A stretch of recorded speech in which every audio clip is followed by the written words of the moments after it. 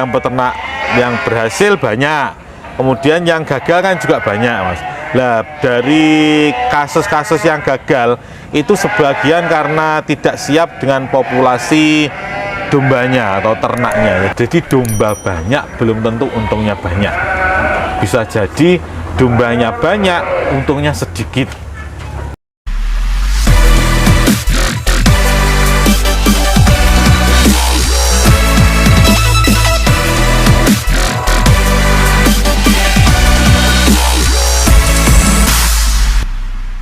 Assalamualaikum Mas Nanang. Waalaikumsalam warahmatullahi wabarakatuh. Lagi Mas apa ini, Mas? Selamat datang.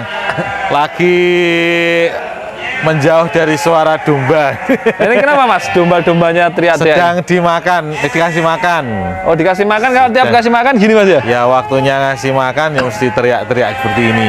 Oh, oke. Tapi nanti setelah makan dan malamnya sudah kenyang. Tidur ya. Tidur Mas ya? Makan, tidur, kawin. Habis hujan Mas ini tadi? Iya, alhamdulillah ini hujan di musim kemarau, Mas. Jadi istimewa ini, alhamdulillah. Alhamdulillah, dan juga mudah-mudahan ininya lahan-lahannya Iya, betul. Kebetulan tadi kita habis panen rumput, jadi ketika habis panen langsung dikasih pupuk. Alhamdulillah hujan, Mas. Kalau tidak hujan kan ya percuma. Oh, pupuknya. Nah, sekilas flashback Mas, jenengan untuk perjalanannya ternak domba sedikit aja. Jadi dulu awalnya dari saat musim corona, Mas. Musim corona karena banyak nganggurnya bingung, terus kemudian kita buat kandang, terus beli domba 6 ekor awalnya dulu, 6 ekor. Itu kita pelihara selama 6 bulan. Jadi dari 6 ekor itu ada 1 ekor yang sudah bunting. Nah, itu kemudian melahirkan setelah 5 bulan melahirkan. Kemudian kita bisa merawat anaknya. Alhamdulillah anaknya itu hidup sampai sekarang. Dan sekarang sudah beranak, jadi istilahnya cucu sampai cucu. Jadi berawal dari 6 dulu, kemudian meningkat jadi 10 waktu itu. Kita nambah 4, terus meningkat lagi jadi 15 setelah 3 bulan, tambah 3 bulan nambah 5 jadi 15.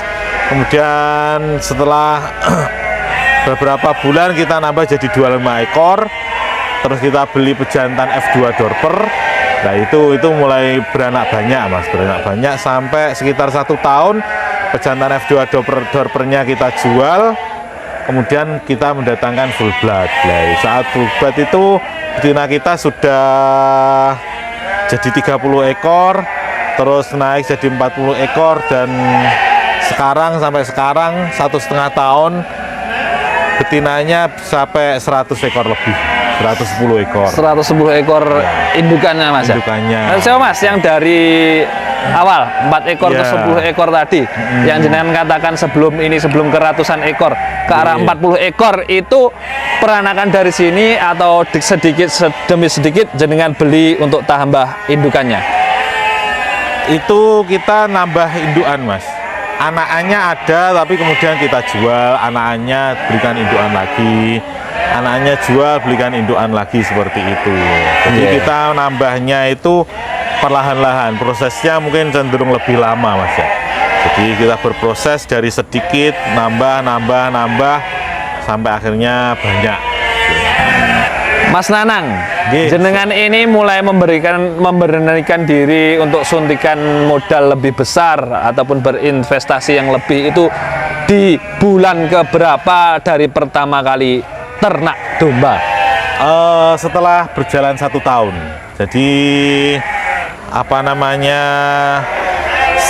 kita sudah mengalami pahitnya atau repotnya ketika induk melahirkan, kemudian cara perawatan induk bunting, terus nanti anak cemple-cemple itu perawatannya bagaimana. Baru kita setelah merasa bisa, sedikit bisa ya, tidak bisa total, sedikit bisa handling itu semua, baru kita berani berinvestasi lebih besar. Gitu. Jadi itu perjalanan 1 tahun. Apalagi ini yang kami alami Mas ya, selama berteman dengan banyak peternak itu kan ada yang peternak yang berhasil banyak, kemudian yang gagal kan juga banyak Mas. Nah dari kasus-kasus yang gagal itu sebagian karena tidak siap dengan populasi dombanya atau ternaknya. Jadi mereka ada beberapa teman itu yang dombanya misalkan 100 ekor, setelah berjalan 1 tahun itu kok perjalanannya bagus, keuntungannya banyak, kemudian tiba-tiba karena punya uang, punya modal itu langsung nambah 4 kali lipat, misalkan jadi 400 gitu ya. Jadi dari 100 menjadi 400. Itu ternyata efeknya bukan tambah bagus tapi tambah menurun Mas performa kandangnya. Jadi banyak anakan yang tidak terhandling, terus indukannya juga banyak yang dulunya gemuk terus tiba-tiba jadi kurus, ternyata belum siap.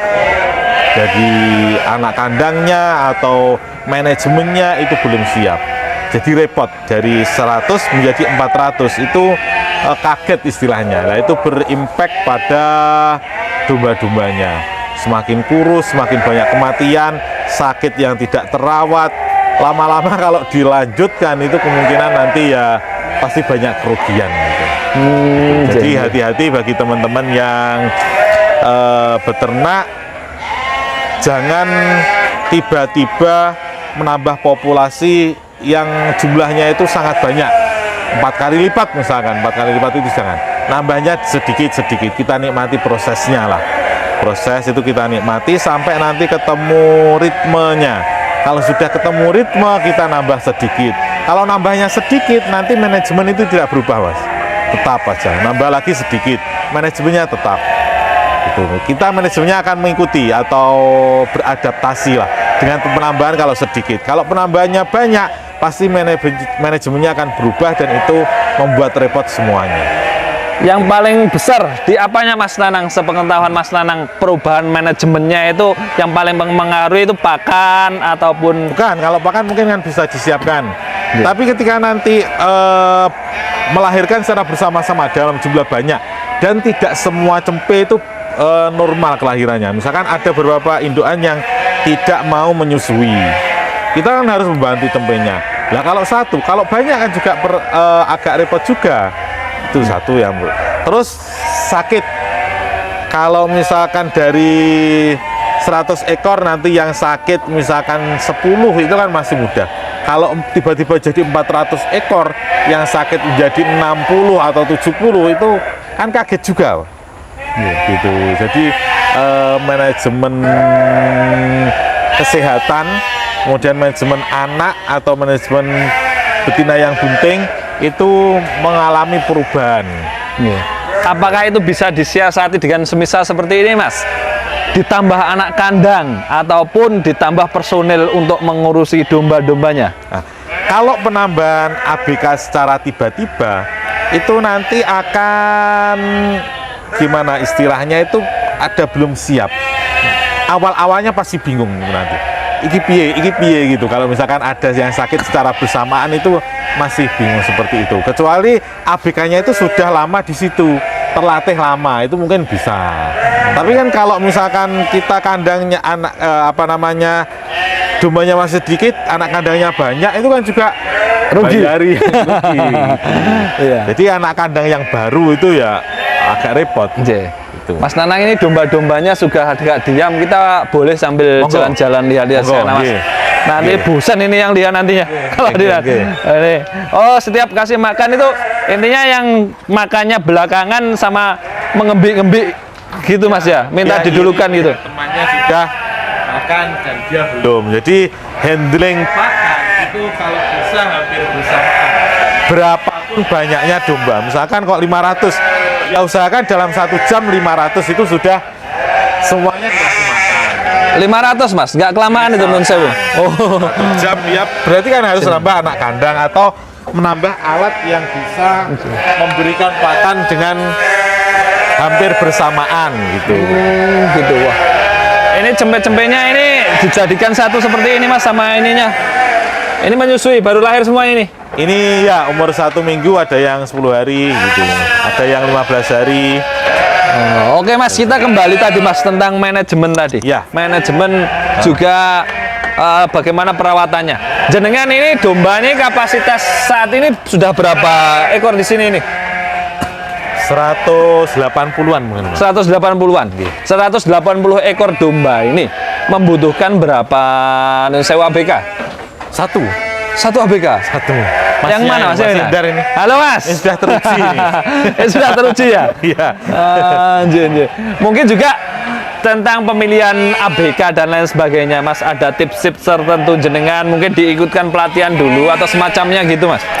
Jadi kalau bagi investor biasanya yang punya uang banyak itu kan nggak mungkin mengurusi sendiri ya, pasti butuh anak kandang. Cari anak kandang itu yang pertama yang sudah berpengalaman, artinya dia di rumah juga punya kambing atau domba yang sudah bertahun-tahun itu. Terus kemudian tentu dari kerjanya itu juga terampil, artinya biasa tahu cara pegang domba, tahu cara mengobati, atau yang pasti cara megang lah itu sudah beda. Yeah. Terus nanti setelah itu kita ikutkan pelatihan untuk meningkatkan skillnya. Yeah. Meskipun non sewu, calon ABK yang dipilih itu di rumahnya itu sudah bertahun-tahun melihara dombanya belum banyak gitu, Mas? Ya, enggak apa-apa, enggak banyak. Misalkan ya kalau skala rumahan kan 3 atau 4 itu kan sudah cukup. Atau kambing ya, tidak masalah kambing atau domba, yang penting sudah pernah memelihara. Itu nanti akan lebih mudah kalau kita ngajari. Yang penting dia sudah mendalami, paling enggak sudah cinta dulu sama ya, yang betul. namanya domba ada gitu ya. Kesukaan lah pada hewan-hewan yang mau yang mau dipelihara. Selain itu mungkin ada mungkin dalam masa beberapa bulan sekali ABK-nya itu perlu di-upgrade, diikutkan pelatihan kayak gitu atau enggak, Mas? Kalau di kami yang ikut pelatihan saya, jadi saya harus tahu dulu, kemudian nanti perlahan-lahan itu mentransfer ilmu ke ABK-nya sedikit-sedikit. Kita kan juga ikut handling Mas setiap harinya. Jadi nanti saling sharing gimana, terus kita ngasih tahu hasil dari yang kita dapat di pelatihan itu, kita transfer ilmunya sedikit demi sedikit ke ABK kita. Ini saran Mas ya, mungkin jenengan bisa ikut saran atau apa, entah itu nantinya dipakai atau enggak. Kita nggak tahu. Ini misalkan saya contohnya, atau seseorang lah katakan itu kerja kasarkan di luar negeri ataupun juga memiliki modal yang banyak di Indonesia juga, itu hendak memelihara domba. Nah itu cukup dipercayakan ke anak kandang secara langsung full total semuanya, atau menurut jenengan baiknya seperti apa Mas ini, Mas? Ini lagi tren Mas ya, yang jenengan tanyakan ini lagi tren. Jadi banyak sekali bapak-bapak yang saat ini lagi bekerja di luar negeri ya, itu menghubungi kami, bahkan beli di kami, terus kemudian mau berinvestasi di domba ini. Nah itu bisa Mas, sebenarnya bisa dipercayakan 100% ke ABK, dan sudah ada contohnya yang berhasil, teman saya di Malang itu. Tapi harus kontrolnya tetap Mas, tiap hari itu dikontrol. Seperti perusahaan, apa yang sudah dilakukan hari ini, itu ketika ABK-nya sudah istirahat, mungkin bisa ditanyakan yang sudah dilakukan hari ini apa, memberi pakan atau ini, terus keadaan dari hewan saat ini bagaimana gitu. Bahkan ada berapa yang buntingnya berapa bulan, kemudian pejantannya kondisinya bagaimana, dimintakan video atau fotonya dikirim, itu harus dikontrol seperti itu. Karena kalau tidak ya kita tidak tahu persis bagaimana keadaan domba kita. Jadi posisi ABK di situ itu mewakili sebagai wakil kita untuk datang ke kandang. Jadi kita harus tahu dengan mata kepala kita sendiri kondisi hewan ternak kita itu bagaimana. Yang dikasih makannya itu apa, itu mungkin perlu laporan lewat foto atau video seperti itu. Perkembangannya juga tiap harinya seperti apa? Iya. Kalau ingin sukses harus sedetail itu Mas. Berarti gini Mas, otomatis mau tidak mau, meskipun itu investor itu banyak uangnya, banyak modalnya, itu meskipun juga tidak langsung bertatap mata atau bertatap muka dengan dombanya ya. Ya, intinya dia juga harus berilmu tentang domba dong. Betul ya. Jadi yang punya owner itu jangan kok nol putul dengan aslinya, istilah Jawanya itu nol putul dengan cara merawat domba. Dia harus tahu. Teman saya yang diceritakan orang Malang tadi kan, beliaunya ini bekerja di Papua, Mas. Jarang pulang, mungkin 6 bulan sekali, dan punya peternakan domba di Malang besar, populasinya banyak, sekitar 200-an, dan itu berjalan bagus, berhasil. Gitu. Tapi kontrol terus dilakukan. Tiap hari dikontrol. Anak kandangnya setelah maghrib pasti ditelepon. Dombanya bagaimana, pakannya apa, yang habis pakannya apa. Dan beliaunya ini yang di Papua ini sesekali waktu terbang ke Jawa itu untuk ikut pelatihan. Ikut pelatihan di banyak tempat. Bukan anak kandangnya. Harus seperti itu, Mas ya.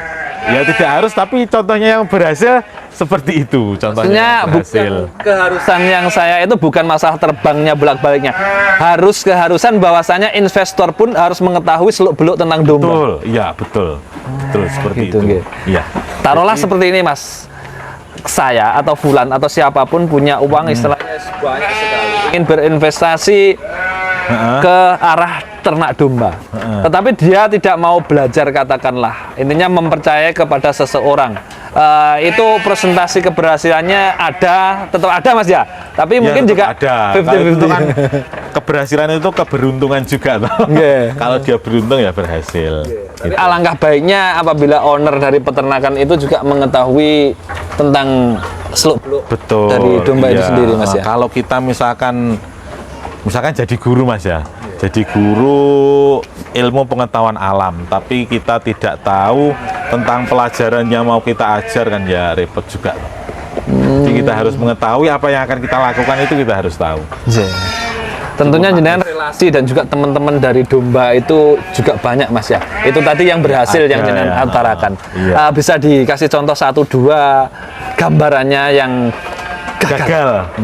Yang gagal juga banyak, Mas. Jadi bagi teman-teman yang mau berinvestasi ke domba itu, selain menyiapkan mental untuk berhasil, harusnya juga menyiapkan mental ketika gagal itu, supaya nanti ketika gagal itu tidak down. Pasti banyak itu. Terus mungkin mengira keuntungannya itu besar, ya tidak. Kita keuntungannya besar kalau modal yang dikeluarkan sudah besar, itu pasti keuntungannya besar. Hukumnya kan kalau bisnis kan seperti itu, Mas ya. Kalau kok modalnya masih sedikit, keuntungannya nanti juga sedikit, sama seperti itu. Di domba pun sama seperti itu dengan bisnis lain. Yang gagal itu rata-rata ya mungkin ada beberapa itu karena ABK-nya, Mas. Jadi beliaunya ini tidak mengontrol secara intensif tiap hari, kemudian ABK-nya dilalah kurang terampil. Itu juga hasilnya di dombanya itu sangat kurus-kurus, banyak yang sakit, kematian banyak. Kalau ABK-nya sebenarnya amanah, artinya dia juga bertanggung jawab dengan kerjanya, tapi kemungkinan skillnya kurang ya, pengetahuannya juga kurang. Jadi domba yang banyak, terlanjur beli banyak, sekali beli langsung 100 ekor populasinya, dan ternyata ABK-nya belum mampu untuk memanajemen seperti 100 itu, dan ownernya jarang di situ. Dia hanya by phone, bagaimana gitu, tanpa tahu bentuk fisiknya ya. Iya, tanpa melihat langsung. Terus ketika melihat langsung pun dia mungkin tidak nemu solusinya apa gitu, Mas ya. Itu apakah bisa dikatakan bahwasannya ternak domba banyak itu belum tentu untung banyak? Iya. Jadi domba banyak belum tentu untungnya banyak. Bisa jadi dombanya banyak, untungnya sedikit. Karena ya pakan yang tidak sesuai dengan pertambahan bobot misalkan, atau biaya-biaya lain selain pakan itu banyak, misalkan biaya untuk kesehatan, untuk recovery yang sakit dan lain sebagainya itu banyak, kan nanti untungnya jadi sedikit, Mas. Atau mungkin kematian cemple yang tinggi, jadi kan keuntungannya sedikit gitu. Jadi ya sangat perlu untuk dipelajari. Jangan hanya karena modal banyak diserahkan ke orang lain, itu resikonya besar. Resikonya besar, Mas. Ya. Terima kasih banyak Mas Nanang. Ya. Mungkin ini lebih dari cukup pembahasannya. Kalau kita teruskan ini nggak ada habisnya. Sampai hari raya besok, Mas. Oke. Besok hari raya Idul Adha Iya. ini. Nah, soalnya ini kan- banyak yang redek ini, Mas, domba-dombanya. Jangan-jangan saya dijadikan Oh, dijadikan korban gitu ya. Ya, baik Mas Nanang, terima Ya. kasih banyak atas waktunya. Semoga ini bisa bermanfaat untuk Amin, peternak-peternak amin, dan amin, semakin sedikit peternak-peternak Indonesia yang Gagal, rugi, betul. yang gagal dan rugi ya. Dan semakin banyak yang berhasil. Amin, Dan amin. Ya Rabbal Keinginan Alamin. kami seperti itu, Mas, terus terang. Siap, Keinginan Mas kami membangun channel ini salah satunya gitu, supaya pengalaman kegagalan kami itu tidak diikuti oleh teman-teman yang lain. Kami share kegagalan kami di channel ini nanti supaya teman-teman yang lain tidak gagal seperti kami. Terus terang seperti itu. Siap Mas Nanang, terima kasih banyak. Bukan Dokter Hewan dan juga Hilwaya Official dari Tulungagung menyapa Indonesia. Assalamualaikum warahmatullahi wabarakatuh. Ya, terima kasih teman-teman. Begitu kolaborasi ngonten bersama dengan Bukan Dokter Hewan supaya kita bersama-sama tumbuh bersama gitu peternak Indonesia. Terima kasih. Assalamualaikum warahmatullahi wabarakatuh.